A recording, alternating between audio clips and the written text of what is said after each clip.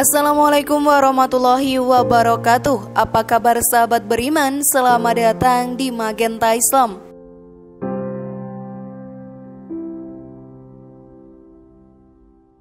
Pekerjaan yang dilakukan dengan terburu-buru biasanya hasilnya tidak maksimal. Begitu pula dalam beribadah. Jangan sholat terburu-buru ya, karena sholat adalah sarana komunikasi antara seorang hamba dengan Robnya. Nabi Shallallahu Alaihi Wasallam bersabda, sesungguhnya apabila salah seorang menunaikan sholat, maka dia sedang bermunajat atau berbisik kepada Robnya. Lalu pernahkah kalian berpikir bagaimana hukum sholat yang terburu-buru, sahabat beriman? Kalian penasaran? Temukan jawabannya dengan menyimak video ini hingga akhir.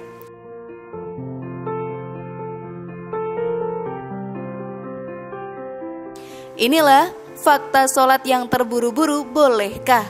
Inilah hukumnya versi dari Magenta Islam.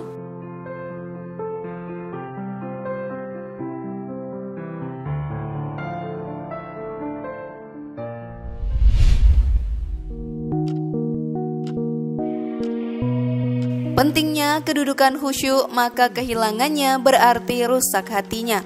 Salah satu bentuk kekhusyukan adalah saat mengerjakan sholat, di mana ibadah ini merupakan sarana besar dalam penyucian jiwa, sekaligus peresapan makna-makna kehambaan, tauhid, dan kesyukuran.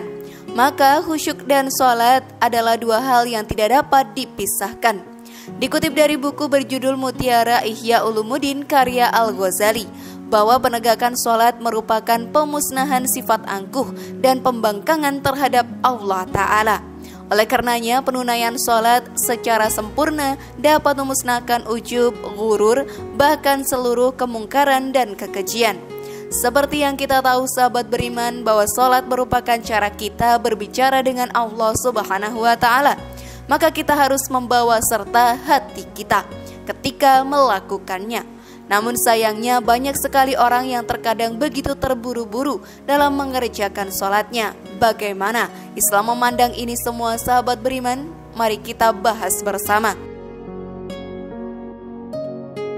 Namun sebelum lanjut, klik dulu tombol loncengnya ya, supaya kita tetap bertebar syiar melalui channel ini.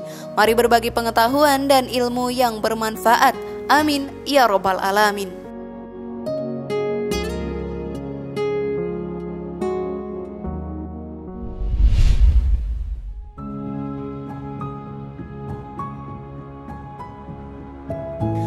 Sholat hakikinya merupakan komunikasi batin antara hamba dengan Tuhannya.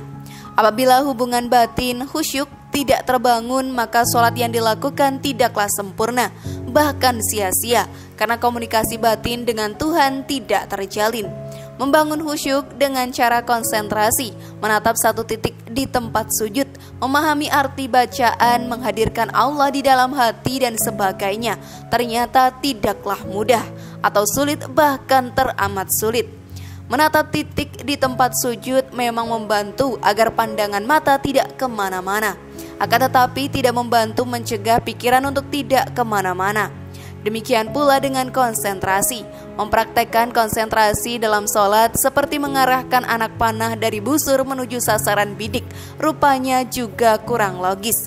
Karena sahabat beriman, sholat itu sesungguhnya adalah aktivitas hati atau jiwa, bukan aktivitas pikiran. Padahal konsentrasi adalah aktivitas pikiran.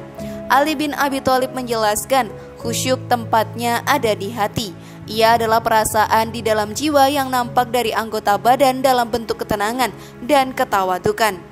Khusyuk merupakan buah dari kokohnya keyakinan di dalam hati terhadap pertemuan dengan Allah. Namun terkadang dari kita masih melakukan sholat dengan terburu-buru, sebab meninggalkan kegiatan yang berhubungan dengan duniawi. Sesuatu yang dilakukan secara hati-hati dan tak terburu-buru hasilnya akan lebih sempurna. Misalnya seseorang yang mengerjakan sholat dalam keadaan terburu-buru, maka bacaan maupun gerakannya menjadi kurang sempurna. Pernahkah kalian melakukannya, sahabat beriman?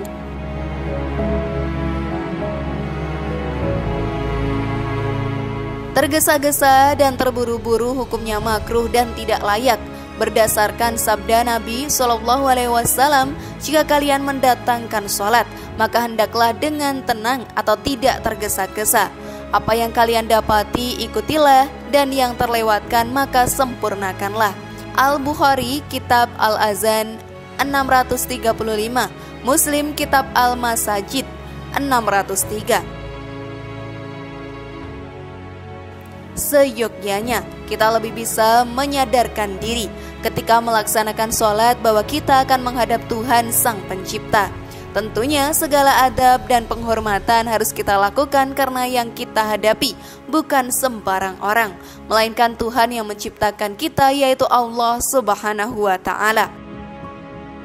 Dalam sebuah riwayat lain bahkan dijelaskan dari Bara' bin Utsman Al-Ansari dari Hani bin Muawiyah As-Sadafi bahwa ia menceritakan kepadanya, dia berkata, saya pernah menunaikan haji pada zaman Utsman bin Affan.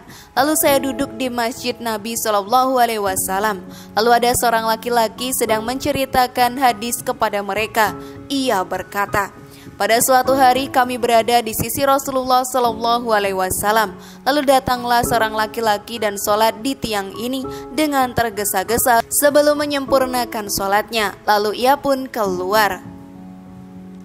Maka Rasulullah SAW bersabda, sungguh sekiranya orang ini meninggal, maka ia tidak akan mempunyai bagian dari agama ini sedikit pun. Sesungguhnya seorang laki-laki hendaklah meringankan sholatnya dan juga menyempurnakan pelaksanaannya. Hani bin Muawiyah berkata, lalu saya bertanya perihal laki-laki itu tentang siapakah ia sebenarnya. Maka dikatakanlah bahwa dia adalah Utsman bin Hunayf Al-Ansari. Hadis riwayat Ahmad. Karena itu sahabat beriman, sangat perlu kita melaksanakan sholat dengan penuh ketenangan dan tidak terburu-buru. Boleh saja kita mempercepat sholat jika ada hajat yang mendesak, namun tetap harus melengkapi segala rukun yang diwajibkan, baik tumakninah atau diam sejenak, atau bacaan-bacaan yang lain, karena Nabi sangat tidak menyukai seseorang yang sholatnya tergesa-gesa. Bahkan Nabi pernah meminta seorang sahabat untuk mengulang sholatnya dikarenakan rukunnya belum sempurna. Lalu bagaimana agar kita bisa menjalankan sholat dengan khusyuk sahabat beriman? Dalam Quran Surat Al-Baqarah ayat 45-46 disebutkan bahwa orang yang khusyuk itu adalah orang yang senantiasa yakin akan pertemuannya dengan Allah dan mereka akan kembali kepadanya. Keyakinan akan pertemuannya dengan Allah adalah sebuah kesadaran dengan sepenuh hati yang ada di dalam jiwa. Secara sederhana, khusyuk adalah sebuah kesadaran, sehingga sholat yang khusyuk adalah sholat yang dilakukan dengan penuh kesadaran bahwa setiap sikap dan gerakan merupakan komunikasi batin dengan Allah Subhanahu wa Ta'ala. Sahabat beriman, khusyuk adalah aktivitas hati yang dapat dibangun dengan 3 hal, yang kesemuanya berkaitan dengan kesadaran batin atau jiwa, yakni sadar, pasrah, dan nyambung. Karena khusyuk harus berlangsung sepanjang aktivitas sholat, maka kesadaran batin itu harus dipertahankan dan dibangun kembali di setiap sikap dalam rukun sholat, baik berdiri, duduk, ruku, dan sujud. Aktivitas ini disebut dengan tumakninah. Sehingga tumakninah sebenarnya merupakan aktivitas untuk membangun kembali kesadaran batin dengan 3 hal itu. Dengan demikian, maka untuk mencapai khusyuk sepanjang sholat dapat dilakukan dengan 4 hal, yaitu sadar, pasrah, nyambung, dan tumakninah. Esensi khusyuk sendiri adalah kesadaran, sehingga pemahaman sholat yang khusyuk adalah sholat yang dilakukan dengan penuh kesadaran sejak saat niat sebelum takbiratul ihram, serta di setiap gerakan dan sikap sholat, hingga salam di akhir sholat, bahwa sepanjang sholat adalah komunikasi batin kita dengan Allah Subhanahu wa Ta'ala. 4 hal yang harus dilakukan untuk menggapai khusyuk adalah sadar, pasrah, nyambung, dan tumakninah tadi. Agar kita dapat memelihara kekhusyukan sholat, maka kita harus mengenali tanda-tanda ketidakkhusyukan. Apabila kita mendapatkan indikator tersebut, maka kita harus segera mengembalikannya. Dua indikator sederhana yang bisa dijadikan sebagai alat kontrol yang menunjukkan sholat yang kita lakukan tidak khusyuk, yaitu yang pertama adalah apabila tubuh kita tidak rileks, urat-urat di wajah tegang atau kedua bahu kaku. Hal itu mengindikasikan hilangnya kepasrahan karena ada sesuatu yang membebani pikiran. Indikator kedua adalah apabila kita melakukan gerakan dan bacaan sholat secara otomatis tanpa melalui kesadaran jiwa. Disebabkan karena rutinitas sehingga hafal seluruh gerakan dan doanya. Hal itu mengindikasikan bahwa sholat yang kita lakukan tanpa tumakninah, yang berarti tiadanya kesadaran. Sebagaimana dijelaskan dalam salah satu riwayat hadis bahwa sifat terburu-buru atau tergesa-gesa adalah sifat setan. Dari Anas, Rasulullah Shallallahu Alaihi Wasallam bersabda, artinya sifat perlahan-lahan sabar berasal dari Allah, sedangkan sifat ingin tergesa-gesa itu berasal dari setan. Wallahu a'lam bishawab. Bagaimana sahabat beriman? Sudah siap sholat lebih khusyuk sekarang? Mari bangun Magenta Islam ini dengan cara klik tombol subscribe, like, share, dan aktifkan tombol loncengnya. Wassalamualaikum warahmatullahi wabarakatuh. Dan jangan lupa tonton video yang lainnya ya.